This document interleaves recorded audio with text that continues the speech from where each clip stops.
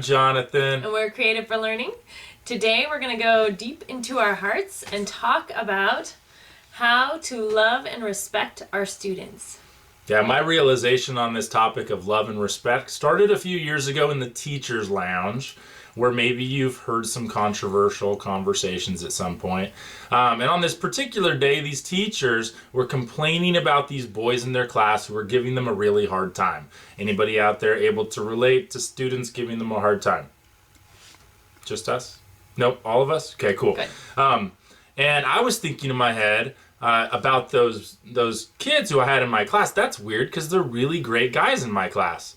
And there was this, they were the worst students for that teacher, and they were great in my class. Sure, they were boys and they were talking, but they were really, really good and engaged.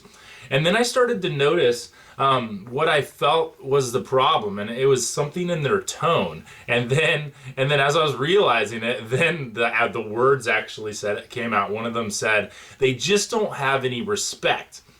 And then she said, and then I said that to him, "You need to start respecting your teachers." And the boy said back to her, "I'll respect you when you respect me."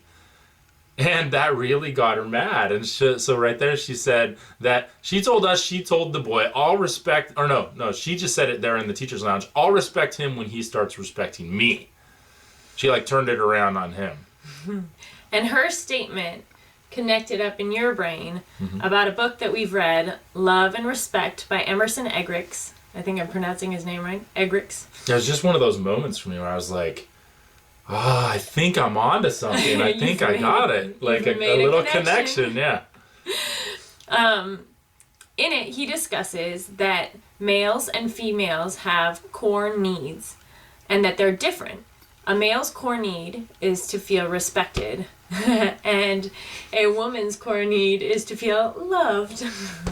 Maybe that's right here. Here you go. No, you got to do the love sign. There we go. That's our freeze frame. Okay. Jonathan and I, when we were reading the book, we were like, I can see how this is kind of true.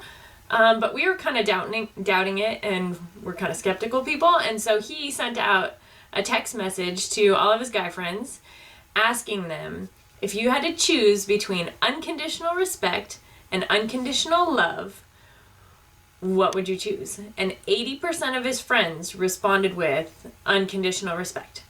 And one of the 20% said love, but that would mean that they respected him. Yeah, basically love, unconditional love, but that's because she's respecting me. So for him, unconditional love was unconditional. He couldn't even separate them. Yeah.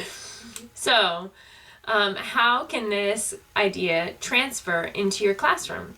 And into those situations like that in the teacher's lounge when, Yeah, and just when you have when you have situations with students, maybe this might be playing into it. So I would say it is. Yeah. Every single time. As I started thinking about it and all the conflicts in my classroom, I would sometimes during it, lots of times during it, but then lots of times afterward go, oh, that's what it was that. And then I would have to go back and process it and try it the next time. Mm-hmm. And even ask for forgiveness. Yeah, absolutely. Yeah. I would use those words when I blew it and I knew it was a respect issue. Mm-hmm. I would go to the guy or the girl and say, "Hey, listen, I'm really sorry. The words I was using was not respecting you." And I say that words and it goes right into their core because they hear it and they go, "That's true. That's exactly why." And so, hard to... For girls, would you say, "I'm sorry, I wasn't loving you," though? See, that's true. That comes no, but I would use different words that, caring. Mm-hmm. Words that don't sound so creeperish coming from a male teacher to a female student, but that we'll get into that in a little bit. So, yeah. So first of all, you've got to realize that this is an actual need, or you have to agree with that this is an actual need. And if you don't agree with this and think that this is totally bonkers, we'd love to hear your comments and your reasons why. Yeah, what would you call it? As you think through this, what language would you give for this difference? So first, just realize that girls need and crave love and that boys need and crave respect, and then start giving it to them, and then they'll start giving it back.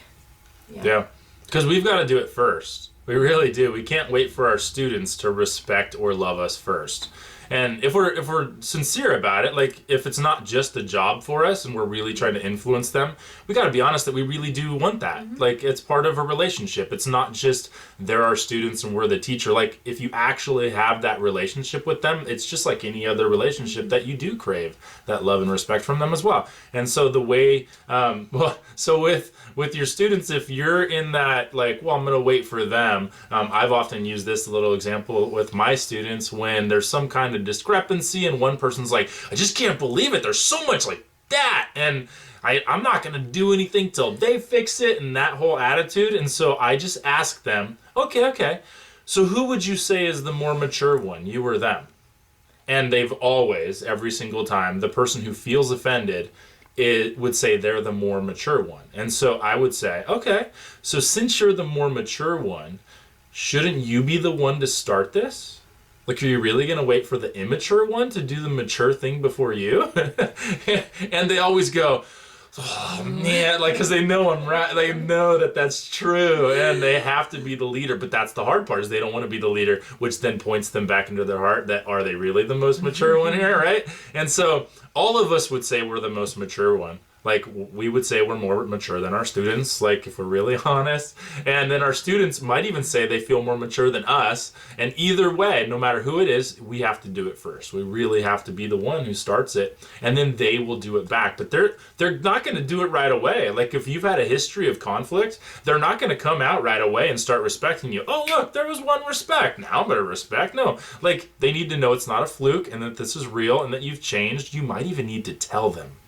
Like in front of the class, hey, I had a realization. I've been talking with some other teachers and I feel like I've probably been disrespecting some of you and I want to change. And just tell them and like even ask them. So when I say something or do something that's disrespectful, would you kindly come tell me after class and I won't get offended? And if I do, just say, hey, don't get offended. You said you won't get offended. Like just start that conversation with them and you'll be surprised what they notice and what they tell you and how kind and graceful they are to you as well. Because I've done it and I learned so much. Once you open that door up to where you're not the perfect human anymore, then they'll not expect you to be the perfect human. It's kind of great.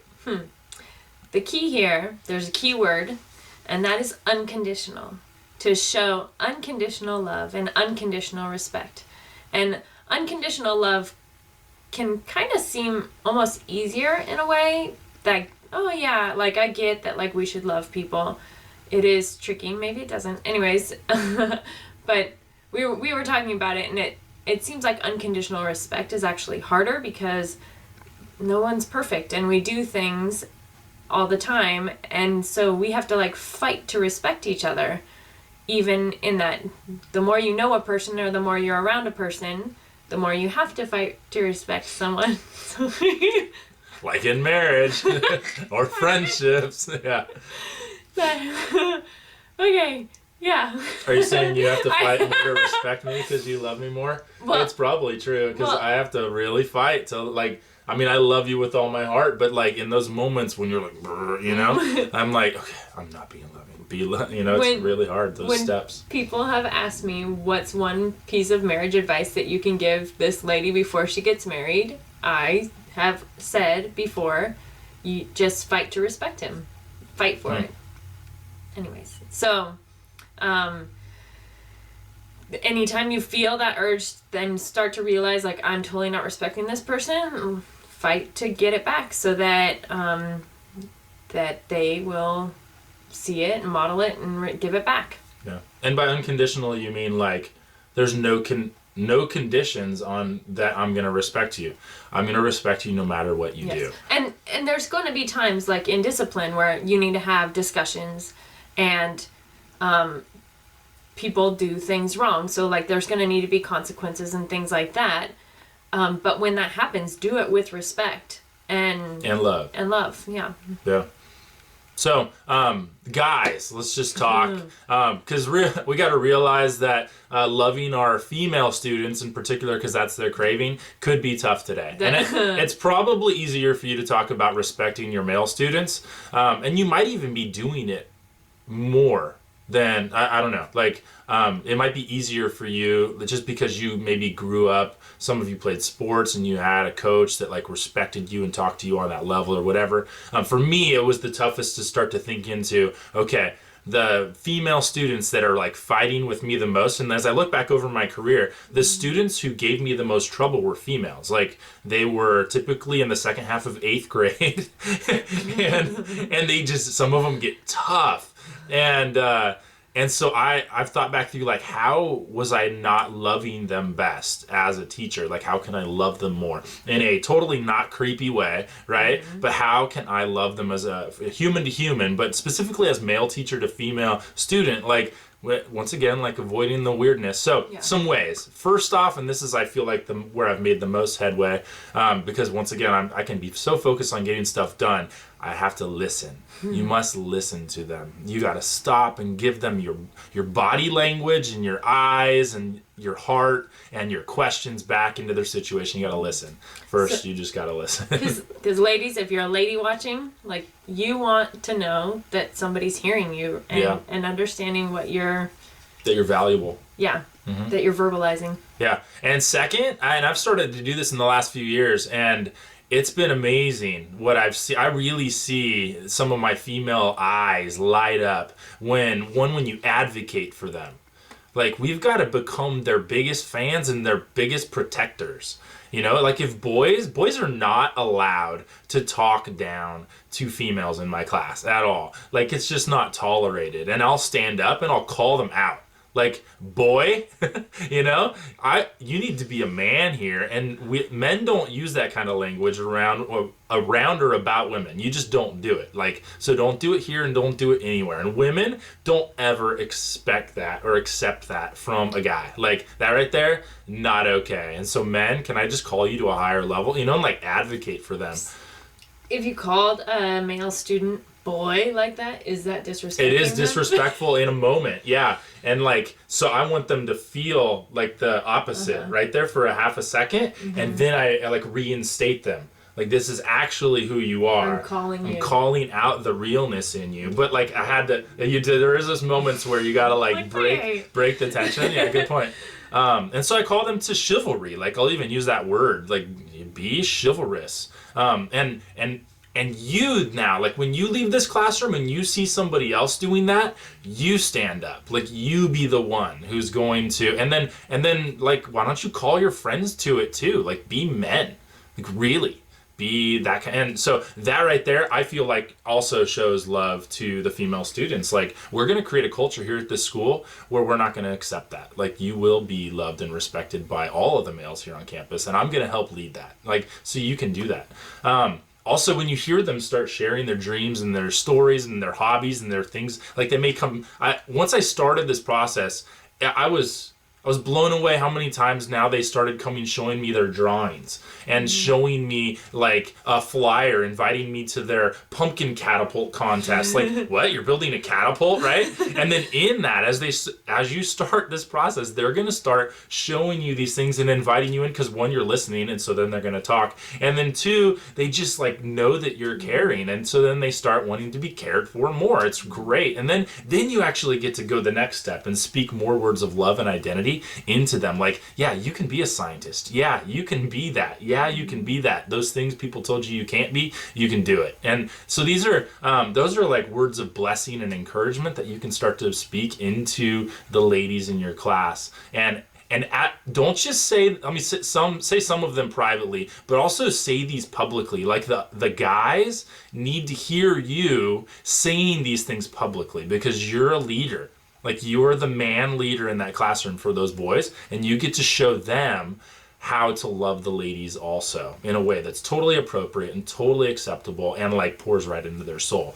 So there's other ways too, and I'd love to hear how you've tried it, and like maybe maybe I'm saying something that's like off kilter too, but like, I feel like as I've tried that, it's really yielded lots of fruit. And you had also talked about how in some, because you taught English, in some literary analysis things, when you're talking about themes of stories, there were times when there were girl characters questioning their beauty or questioning their self-worth. Yeah. And I remember you talking about how you would just do like a blanket like to all the girls about how they are beautiful, and how you would, I think you would use me I remember specifically, as an example. yeah, I did, but specifically like in the Hunger Games where there's the capital that everybody's all made up thinking they have to look a certain way. Like in there, I did an aside and just spoke the opposite blessing into them. Like, ladies, you are all beautiful even without makeup. And guys, don't ever expect them to need that. Like, they are beautiful, you know? And like you speak those and take those parts of the literature, like when Scout, you know, has a dad who's a lawyer, you can bring that conversation up right there. Like, it, you know, anywhere where it's possible to pour that blessing in, go for it. Another thing, so ladies, with the tough guys in your class, how can you show unconditional respect? One way is to not yell at them. Like, don't yell, boy. No, not yell at them. And this can be tricky because sometimes things in the classroom can feel overwhelming. And I know for me, my voice is a high voice, and so sometimes I'd switch my voice to a bass voice. That sounds so funny. But just so that I didn't need to yell, like trying to get some deepness.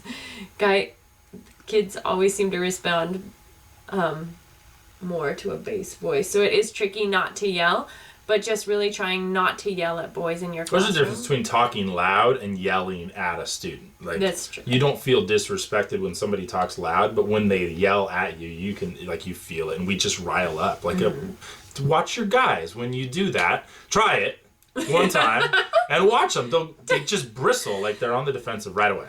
Maybe don't try it. Just notice it if you notice it when you accidentally try it. Sure, there you go. Yeah. And then another thing is validate their ideas. Kind of like what Jonathan was saying with edifying girls. When boys have ideas about things, validate them. Talk about how it's a good idea. Or if they have an idea that you think is a little wonkadilly, figure out the things that are good in the idea. Or like, I'm thinking back to Jonathan. I'm using you as an example, and we didn't talk about this, but back in high school, he did like a pencil Nazi or something. Not Nazi, that sounds bad. Mafia? Pencil mafia, where he like organized all the guys and they stole all the teachers' pencils. Yes. Thousands. He is that type of student. Our goal was to rid the school of pencils. Anyways, that's bad. That's who I was. Sorry. But you could validate, like, well, that did take a lot of organization, and there's some good things in there. This is a horrible thing to give as an example. It took a lot of organization. Anyways, but just, there are things that teenage boys do, and other... No matter, like what you're saying, like no matter how stupid you think that idea is... Correct, there is... Or bad. There is something to praise them in it. And part of our discipline is learning to do that. And it's hard at the beginning. Sometimes it's easier. They give you a super easy way to do it. Other times you gotta stop, bite your tongue, and look for it, and then find it. And we have to do that. Can you think of any other ideas about respecting guys? How about if you guys can think of other ways, share it with us in the comments. This, like we said, we're not the experts here. We're just trying to bring up the conversation. Help us know ways that we can show respect. Well, I would say, like, just pay attention to some of your students. Some of them really do like public praise, and they're probably the ones that give you the hardest time, and so you're less likely to give them the public praise. But think about which ones need that and tell them that. Other ones need public or private praise, and you just do it there. But the ones that you're just look in your soul, and the ones you're least likely to want to praise publicly are probably the ones that need to be praised publicly when they do something. And so think about those parts that you can praise them for, like respecting them as a guy, as a thinker, and whatever, and do that, because then the other guys will want to do that so they could be respected as well. And you can create an environment where people are all doing things that are deserving of respect. Yeah. So you can not just do this in your classroom, though. You can take it outside your classroom with your spouses. Like the book was talking about, Love and Respect was directed at spouses. But just people in general, men and women. And it was funny because I remember when we were reading this book, just sitting and people watching and my eyes were kind of open to like just weird situations with a guy and a girl where I was just seeing it all around, like, wow, you could tell that guy did not feel respected by the tone that woman talked to him in. And then you could watch him deflate and treat her unlovingly. It's like this vicious cycle. Yeah. Sorry, that's brought up in the book about how there's a vicious cycle. So today's been a really long conversation. Thanks for being with us. I know this is like one of our longest, but our conversation for the day that we'd love for you to share in with is share a way that you show love or respect to your students. Mm-hmm. Right? It could be to a boy or a girl, however it is. But what's one way? Share that. You can share multiple ways. Yeah. Help us all out so we can start thinking in love and respect terms. So share that down in the comments and go and love and respect. Oh, respect.